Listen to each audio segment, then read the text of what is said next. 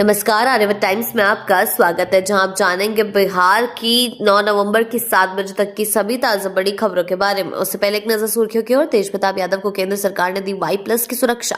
खेसारी लाल यादव ने छुए पैर तो आया मनोज तिवारी का रिएक्शन। पटना एयरपोर्ट पर तेज प्रताप यादव और रवि किशन की मुलाकात, कान बात करते हुए आए नजर। दूसरे चरण के मतदान से पहले नेपाल बॉर्डर होगा सील, बंद रहेंगी ट्रेनें। तेजस्वी का जन्मदिन, चुनावी तोहफा, पोस्टरों में मुख्यमंत्री तेजस्वी। बढ़ते हैं खबरों की ओर विस्तार से। तेज प्रताप यादव को केंद्र सरकार ने दी Y+ की सुरक्षा। जी हां, आरजेडी प्रमुख लालू प्रसाद यादव के बड़े बेटे और बिहार के पूर्व मंत्री तेज प्रताप यादव को गृह मंत्रालय ने Y+ श्रेणी की सुरक्षा प्रदान की है। जनशक्ति जनता दल के संस्थापक तेज प्रताप यादव को बिहार चुनाव के बीच गृह मंत्रालय ने यह सुरक्षा दी है। बता दें, तेज प्रताप यादव को CRPF की सुरक्षा मिली है। सूत्रों से मिली जानकारी के अनुसार VIP प्रोटोकॉल के तहत यह सुरक्षा उन्हें प्रदान की गई है। बढ़ते हैं अगली खबर की ओर। खेसारी लाल यादव ने छुए पैर तो आया मनोज तिवारी का रिएक्शन। जी हां, पटना एयरपोर्ट पर भोजपुरी अभिनेता और आरजेडी उम्मीदवार खेसारी लाल यादव ने बीजेपी सांसद मनोज तिवारी के पैर छुए। ये वीडियो तेजी से वायरल हो गया। इस पर अब बीजेपी सांसद मनोज तिवारी ने प्रतिक्रिया दी। उन्होंने कहा कि हमारा संस्कार यही है, अब लोग इसे गेट से निकलते हैं तो वो मिले। मैं तो पहले भी बोल रहा हूँ कि हम लोग राजनीति में मर्यादा के समर्थक हैं। खेसारी लाल यादव छपरा विधानसभा सीट से आरजेडी से चुनाव मैदान में है, जबकि मनोज तिवारी बीजेपी के स्टार प्रचारक हैं। हाल के दिनों में मनोज तिवारी और खेसारी लाल यादव एक दूसरे पर चुनाव प्रचार के दौरान तीखे हमले करते रहे हैं। अब जब खेसारी लाल यादव ने अचानक उनके पैर छुए तो मनोज तिवारी ने इसे संस्कार से जोड़ा है। अगली खबर की ओर। पटना एयरपोर्ट पर तेज प्रताप यादव और रवि किशन की मुलाकात, कान बात करते हुए आए नजर। जी हां, बिहार विधानसभा चुनाव के दूसरे फेज की हलचल के बीच जनशक्ति जनता दल के राष्ट्रीय अध्यक्ष तेज प्रताप यादव और बीजेपी सांसद रवि किशन को पटना एयरपोर्ट पर एक साथ देखा गया है। दोनों नेताओं ने एक दूसरे से बातचीत भी की। दोनों के बीच क्या बात हुई ये साफ नहीं है। हालांकि दोनों में अचानक हुई मुलाकात के बाद बिहार की सियासत में नए समीकरण को लेकर चर्चा जो है शुरू हो गई है।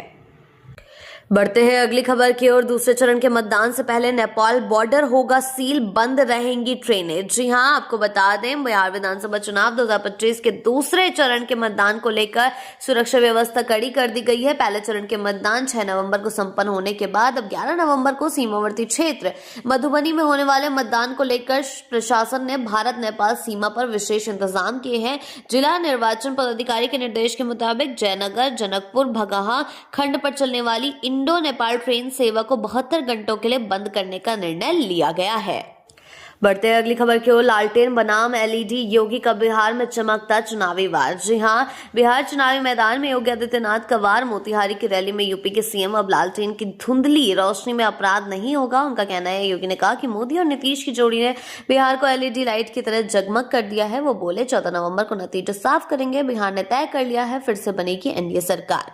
बढ़ते हैं अगली खबर की ओर। छोटी पार्टियों की बड़ी कमाई, ADR रिपोर्ट खोले पारदर्शिता का काला बॉक्स। जी हां, बिहार की सियासत में नई रिपोर्ट ने हलचल मचाई है। एसोसिएशन फॉर डेमोक्रेटिक रिफॉर्म्स की जांच में खुलासा, 275 पंजीकृत लेकिन गैर मान्यता प्राप्त दलों की फाइनेंशियल जो है, आपको बता दें, रिपोर्ट में चौंकाने वाले आंकड़े सामने आए। कई पार्टियों की कमाई तो लाखों में, लेकिन पारदर्शिता का स्तर बेहद कम। बढ़ते हैं अगली खबर की ओर। नीतीश ही NDA का चेहरा, धर्मेंद्र प्रधान ने साफ की सियासी तस्वीर। जी हां, बिहार चुनाव 2025 के पहले चरण के मतदान के बाद राजनीतिक बयानबाजी तेज हो गई है। बीजेपी नेता और चुनाव प्रचार प्रभारी अब धर्मेंद्र प्रधान ने साफ कर दिया, नीतीश कुमार ही NDA के मुख्यमंत्री चेहरा है। इसमें कोई भ्रम नहीं है। प्रधान ने कहा 65.08% वोटिंग जनता के NDA पर भरोसा का सबूत है। उन्होंने विपक्ष पर निशाना साधते हुए कहा, जब राहुल अब तक तेजस्वी यादव को सीएम चेहरा घोषित नहीं कर पाए थे और ना ही अभी तक कर पाए। हालांकि राहुल के मुंह से कभी ये नहीं कहा गया है कि तेजस्वी यादव ही सीएम फेस है, तो दूसरों पर सवाल उठाने का हक उन्हें नहीं है। बढ़ते हैं अगली खबर की ओर। खेसारी का दमदार दावा, पहले चरण में 100% सीटें हमारी। जी हां, बिहार चुनाव के पहले चरण के मतदान के बाद सियासी सुर और तीखे हो गए हैं। भोजपुरी स्टार और आरजेडी उम्मीदवार खेसारी लाल यादव जो छपरा से मैदान में हैं, उन्होंने बड़ा दावा किया है। पहले चरण में उन्होंने कहा है कि हमें 100% सीटें मिलेंगी। खेसारी आया है तो सरकार बदलेगी। खेसारी के इस बयान ने बढ़ाई चुनावी गर्मी और सोशल मीडिया पर मचा चर्चा का तूफान।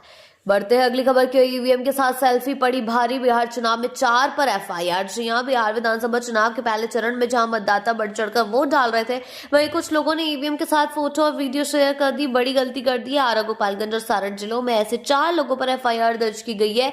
चुनाव आयोग ने साफ किया कि मतदान केंद्र के अंदर फोटोग्राफी या वीडियो बनाना सख्त मना है। बढ़ते हैं अगली खबर की ओर।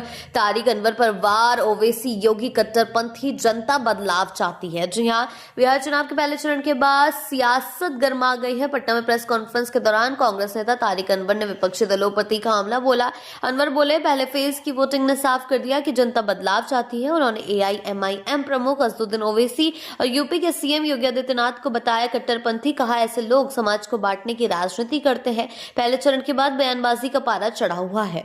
बढ़ते हैं अगली खबर की ओर। प्रशांत किशोर का बड़ा बयान, बिहार चुनाव का एक्स फैक्टर महिलाएं नहीं, युवा और प्रवासी मजदूर। जी हां, जनसुराज अभियान के सूत्रधार प्रशांत किशोर ने बिहार चुनाव को लेकर बड़ा बयान दिया है। देर रात सुपौल पहुंचे पीके ने कहा, इस बार चुनाव का असली एक्स फैक्टर महिलाएं नहीं बल्कि युवा और प्रवासी मजदूर है। प्रशांत का तर्क, बेरोजगारी, पलायन और युवाओं की नाराजगी तय करेगी इस बार का परिणाम। बढ़ते हैं अगली खबर की ओर। तेजस्वी का जन्मदिन, चुनावी तोहफा पोस्टरों में मुख्यमंत्री तेजस्वी। जी हां, बिहार चुनाव में दूसरे चरण के प्रचार का आखिरी दिन और संयोग देखिए, महागठबंधन के सीएम चेहरे तेजस्वी यादव का जन्मदिन भी है। आरजेडी कार्यकर्ताओं और नेताओं ने पोस्टरों के जरिए खास बधाइयां दी है। लिखा है, जनता का तोहफा मुख्यमंत्री तेजस्वी यादव। तेजस्वी के जन्मदिन पर सियासी रंग भी गहरा। पार्टी चाहती है कि 14 नवंबर को अलग ही दिन मनाया जाए और जब तेजस्वी जीते। उनका कहने का मतलब है, आरजेडी समर्थकों ने तेजस्वी यादव के मुख्यमंत्री बनने तक के पोस्टर लगाए हैं कि अब 14 नवंबर को मुख्यमंत्री बनेंगे ही बनेंगे। बढ़ते हैं अगली खबर की ओर। बिहार चुनाव फाइनल राउंड, 122 सीटों पर संग्राम, दाव पर सियासी साख। जी हां, बिहार विधानसभा चुनाव का पहला चरण हो चुका है। 6 नवंबर को 121 सीटों पर वोटिंग संपन्न हुई है। अब निगाहें टिकी हुई है 11 नवंबर पर, जब दूसरे चरण और अंतिम चरण में 122 सीटों पर होगा निर्णायक जंग। सभी दलों ने झोंक दी है पूरी ताकत। कहीं रैलियों की रफ्तार तेज है तो कहीं स्टार प्रचारकों की बौछार। हर पार्टी चाहती है कि अंतिम चरण में बने जीत की गारंटी। बढ़ते हैं अगली खबर की ओर। लालटेन बनाम एलईडी, योगी का कांग्रेस आरजेडी पर करारा वार। जी हां, बिहार चुनाव में बीजेपी की ओर से योगी आदित्यनाथ का सियासी हमला जारी है। मोतिहारी की जनसभा में यूपी के सीएम ने कांग्रेस और आरजेडी पर साधा निशाना। पहले चरण के मतदान ने साफ कर दिया कि अब बिहार को लालटेन की धुंधली रोशनी नहीं, एनडीए की एलईडी लाइट में जगमगाता बिहार चाहिए। बढ़ते हैं अगली खबर की ओर। निशिकांत दुबे का कांग्रेस परिवार वोट बैंक के लिए पाकिस्तान तक तैयार थी। जी हां, बिहार चुनावी माहौल में अब बयानबाजी भी और तीखी हो रही। कटिहार पहुंचे बीजेपी सांसद निशिकांत दुबे ने कांग्रेस पर सीधा हमला बोला। उन्होंने कहा है कि कांग्रेस हमेशा से वोट बैंक की राजनीति करती आई है। उन्होंने सीआईए दस्तावेजों का हवाला देते हुए आरोप लगाया, परमाणु परीक्षण के वक्त इंदिरा गांधी पाकिस्तान से तकनीक साझा करना चाहती थी, सिर्फ वोट बैंक के लिए। और उनका सीधा कहना है कि कांग्रेस को लगता है जितना ज्यादा पाकिस्तान जिंदाबाद कहा जाएगा, उनके ज्यादा मुस्लिम वोट उनको मिलेंगे। ऐसी ही अपडेट्स के लिए जुड़े रहें आर्यवत टाइम्स के साथ ही चैनल को सब्सक्राइब करना ना भूलें और हमारी फेसबुक और वेबसाइट के साथ भी जरूर जुड़ें।